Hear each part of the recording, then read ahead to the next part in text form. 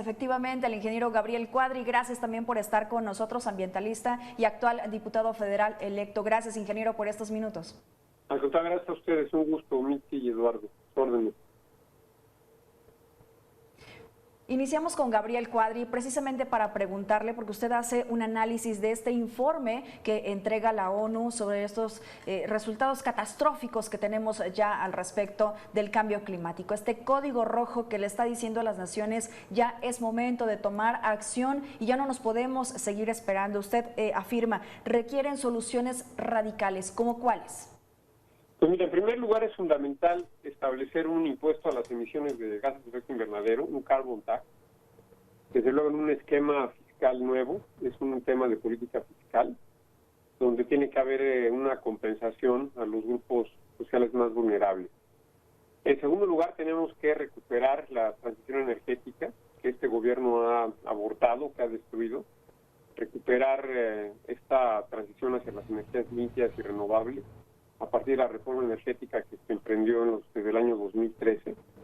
En tercer lugar, hay que plantearnos un objetivo de deforestación cero en el país, cero, así para los próximos 5 años, cosa que tampoco va a hacer este gobierno porque está promoviendo la deforestación a través de su perverso programa de Sembrando Vida. En cuarto lugar, hay que promover de manera decidida los vehículos eléctricos, electrificación del parque vehicular, con inversiones también pues muy importantes del sector público, del Estado, en redes de recarga de vehículos eléctricos como contraparte al fomento de sus ventas y su utilización en el país. Otra medida fundamental pues es desde luego el detener, reducir y eliminar las emisiones de metano, de gas natural en las instalaciones petroleras y de la propia industria gasera, que son un contribuyente muy importante a los gases de efecto invernadero. En total, otro factor fundamental es cambiar patrones alimenticios, dado que la producción de carne de res es uno de los factores pues más importantes, aparte desde luego del consumo de energía y de la deforestación, en las emisiones de gases de efecto invernadero, porque la producción de carne de res no solamente provoca la destrucción de la biodiversidad, la deforestación, sino que también es responsable aproximadamente de un 18% de las emisiones totales de estos gases de efecto invernadero. Entonces, todo esto se requiere y desde luego son políticas pues más o menos radicales, pero que tienen la gran ventaja de que pondrían al país que las siga, que las emprenda, en una situación de ventaja competitiva, de ventaja en términos de innovación tecnológica, de ventaja en términos de crecimiento económico y de empleo, porque todas estas medidas y programas e inversiones son altamente generadoras de empleo y generadoras, digamos, inducen y estimulan el crecimiento económico y desde luego pues llevan mucho más allá la frontera tecnológica y, como yo decía, promueven la innovación. Entonces se requiere de una política de Estado, es una verdadera política industrial que por supuesto y de manera muy lamentable, triste, deprimente, en este país pues vamos exactamente al revés. México se está convirtiendo en el hazmerreír del mundo, en un paria internacional, en donde su política exterior, su política energética, su política ambiental van pues en contra, totalmente en sentido contrario de lo que requiere no solamente el mundo en términos climáticos, sino el siglo XXI en términos de inversión, tecnología, desarrollo tecnológico y todas estas cosas. Entonces, lo que nos dice el IPCC es que cada vez estamos avanzando más hacia el precipicio, que es muy probable que la temperatura del planeta aumente hacia finales del siglo entre 4 y 6 grados centígrados, y esto va a resultar verdaderamente catastrófico para el planeta, en donde se pueden presentar situaciones pues muy graves que van a retroalimentar el fenómeno del calentamiento global, como es el derretimiento del permafrost en el Ártico, como es el tema de la desaparición prácticamente de los bosques tropicales, y pues también el deshielo total del Ártico, que ya está cerca de ocurrir en los meses de verano, y esto pues significa que tendremos menos reflexión de la energía solar hacia el espacio y una mayor absorción de calor en los océanos. Entonces, como sabemos, todo esto pues tiene el enorme riesgo de que, por ejemplo, se trastoquen los sistemas de circulación oceánica o las corrientes oceánicas, particularmente en el Océano Atlántico, de la cual forma parte la corriente del Golfo, lo cual sería pues un desastre de dimensiones globales, absolutamente irreversible. Y esto, junto con el derretimiento del permafrost, pues verdaderamente pone al mundo en una situación pues de cambio, de transformación, de deterioro, de dislocamiento, que haría de este planeta algo totalmente desconocido a lo que sabemos de él, de la forma que interactuamos hoy en día con él. Para darnos una idea, la diferencia en temperatura entre, digamos, el siglo XX y la última era glacial es de aproximadamente 7 grados centígrados. Imaginemos lo que significa que en el lapso brevísimo de apenas 100 años que aumente la temperatura 6 grados centígrados. Sería verdaderamente cataclísmico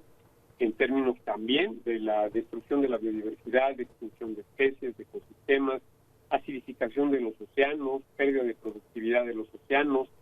mayores fenómenos meteorológicos cada vez más frecuentes, lluvias torrenciales, huracanes, desde luego la elevación del nivel del mar, sequías en otros lugares del planeta. A todo esto es lo que prevé el IPCC, con sus nuevos modelos climáticos cada vez más complejos, de miles y miles de ecuaciones, que año con año pues van incorporando nuevos descubrimientos y nuevos elementos en términos de la física del clima, en términos de química atmosférica, y también conforme se conoce más el paleoclima, esto es la evolución del clima en la Tierra hace miles de años, cientos de miles de años, incluso millones de años. Entonces todo esto va permitiendo, y estos modelos cada vez más sofisticados, con inteligencia artificial, con capacidades de cómputo también, yo diría, astronómicas, pues sí, son cada vez más precisos y nos van ofreciendo escenarios de lo que ocurrirá en el mundo a finales del siglo si no tomamos decisiones drásticas, radicales, para detener las emisiones, esto es, para detener y acabar lo más pronto posible con el consumo de combustibles fósiles, con la deforestación y también con la producción de carne de res, fundamentalmente esta ganadería de res. Entonces, eso es lo que hay que hacer, y todo lo demás que podamos decir o hablar no pasan de ser palabras. Insisto, el carbon tax,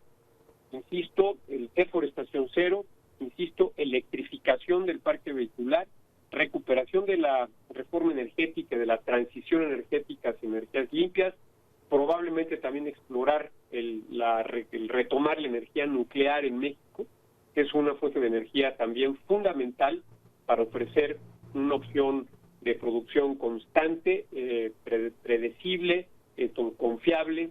a largo plazo, y todo esto pues junto, como yo lo comentaba, pues implica una verdadera revolución industrial, implica una transformación pues profunda de los hábitos, de los patrones de consumo, de producción, pero afortunadamente, como se sabe, todo esto va a permitir mayor crecimiento, mayor empleo, mayor innovación tecnológica y más competitividad para los países que digamos que abracen y que asuman este desafío pues de política industrial y de política económica y de política fiscal, esa es la verdad, y de políticas sectoriales. Van a tener grandes ventajas, como lo hemos visto en el caso de Dinamarca, de Alemania, de China misma, que se ha convertido en una potencia en energía limpia, en energía solar, eólica, nuclear, en reforestación también. Entonces, pues eso es lo que nos enseña el IPCC, y pues lo único que hace es abrirnos los ojos a los mexicanos de la terrible situación que vivimos con un gobierno retardatario, retrógrado, ignorante, destructivo, incompetente, que está llevando al país a un verdadero abismo, como lo hemos visto prácticamente, con fracasos en todos los órdenes de la agenda nacional. Y yo aquí lo dejaría, mi. Y Gabriel, estamos viviendo una época, bueno, de por sí, históricamente los gobiernos no le han prestado mucha atención al tema del cambio climático, incluso como un serio problema generacional, y hablo aquí en una pequeña o una gran brecha generacional. Los jóvenes como que están un poco más conscientes de estas necesidades de cuidar el ambiente. Sin embargo, de los 40 hacia adelante parece que pues, no me va a tocar a mí. Entonces hay ese desdén por el que pues es hasta finales de siglo y estamos pensando, ¿no?, en ese largo plazo en el que no voy a estar yo, quizá tampoco estén mis hijos, probablemente mis tataranietos, pero aparte estamos hablando de un gobierno escéptico en el que está dando pasos hacia atrás y está confiando incluso en combustibles fósiles, ¿no? Y el ejemplo, insisten en un Tren Maya y en lugar de buscar esa oportunidad de hacerlo eléctrico, no, pues va con diésel. Claro, no, y no solo es el tema del Tren Maya, digo, es el absurdo, que es un ridículo patético de construir una refinería y luego con dinero público, derrochando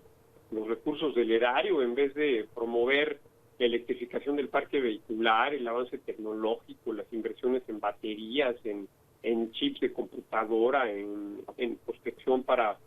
la producción de litio, de metales, de tierras raras, de metales como el cobalto, que son fundamentales para esta transición energética. Es un gobierno que francamente yo creo que debe de avergonzarnos a todos los mexicanos, y de lo cual hizo gala en la última, hace unas semanas que Joe Biden convocó a esta cumbre climática de jefes de Estado, en donde el presidente López pues hizo el verdadero ridículo, ¿no? Una cosa que como yo decía hace rato, se convirtió en el hazmerreír del mundo, ¿no? Entonces, pues estamos en un serio aprieto los mexicanos,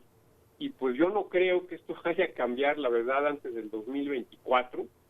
México además está pisoteando sus compromisos ante el Acuerdo de París.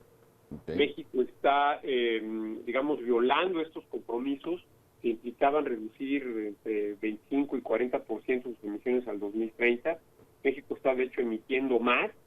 está poniendo al país en una ruta de emisiones mucho más altas y de una violación de este tratado internacional que, pues como todos sabemos, al haber sido ratificado por el Senado de la República, es ley suprema de la nación. Entonces el gobierno mexicano hace con toda impunidad lleva a cabo esta violación, además de la ley, de violar la ley de cambio climático y de violar la ley de transición energética. Estamos ante un gobierno delincuencial en materia ambiental, en materia climática. Y pues, insisto, pues yo no creo que haya mucho que hacer antes del 2024, porque es un gobierno que no escucha, que no entiende, que está más básicamente inducido por fanatismos, por atavismos, por razones políticas, por un populismo demagógico realmente inexplicable. Pero pues hay que empezar a trabajar arduamente.